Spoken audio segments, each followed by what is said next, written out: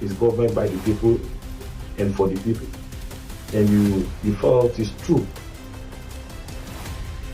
You know, okay, let me use Nigeria as an illustration, as an example.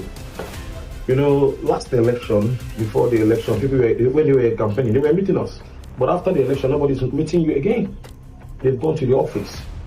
Do you know the people you vote in power determine who is unfit and who is fit in the society? Do you know? Do you know they pick who they like? They determine who works for them when they have gotten that position.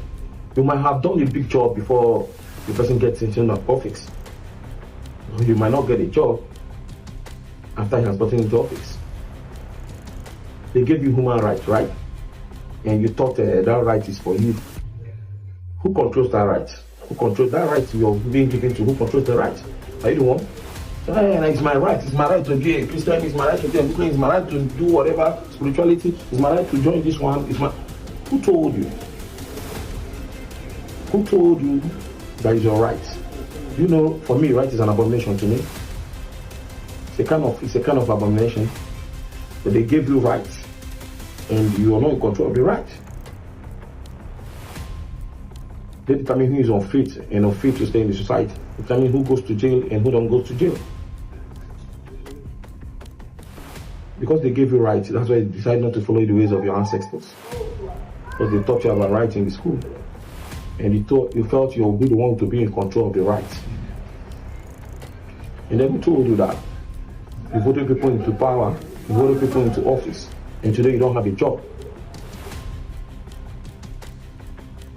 When someone assumes office, he takes advantage and takes everything that he got there personally to himself. Forget that when he wants to get to power, we are the one that voted him. We are the people that put him in place. And you've been complaining. You've been complaining for a long time. And you think that it's going to change. These have been the way it is from onset. Down from where this democracy or religiously came from. These two are working in alignment. Because what they gave you is not true. And you felt that what they gave you is true. Or you keep saying that tomorrow is going to get better. You'll get better. And that's what you'll be saying. And that's all you'll be saying. It's going to get better. Because you don't think, because you don't read. Do you know two people will commit the same crime and one will be in jail and one will not be in jail? And you now felt they will not give you an excuse why this one's going to be in jail, and one excuse why this one is going to be in jail. Today you've been seeing it in the country. Why? Because they determine who is fit and who is not fit to be in the society. They give you rights. That's why you despise your ancestors. They give you rights. That's why you despise your family. It's your rights.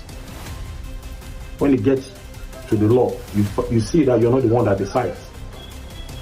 That the ones you have voted in power are the ones who decide who is unfit and fit to be in the society.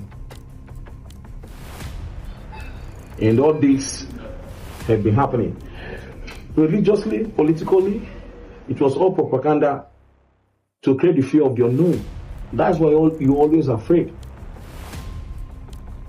You're always afraid because you will continue to be under these elites, those that control the universe, those that control your country, those that control your state, your local government. The only people who does not know the game and who does not know how the game goes on. Once you're in office and once somebody's in office and he knows how the game goes on, my man, you still be under their feet. Because they determine everything. And you think that what they determine favors you. You understand? Look, let me tell you. If you go through history, every country who is under democratic rule have gone through this. This our own particular country is going through too. Everything was propaganda and then told to you and you're jumping up and saying that. What I want to tell you, I'm using this political and religiously to tell you, go back to your ancestors. This is the first step you need to take.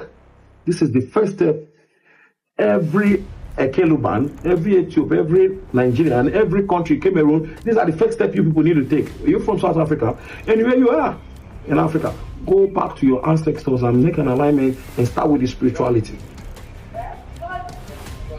You are the one to be in charge of yourself. You are the one to take yourself where you want to be to. Go back to your spirituality and make your own land great. Your own homeland. Let's start from making your own homeland great before we come forward, even to your local government.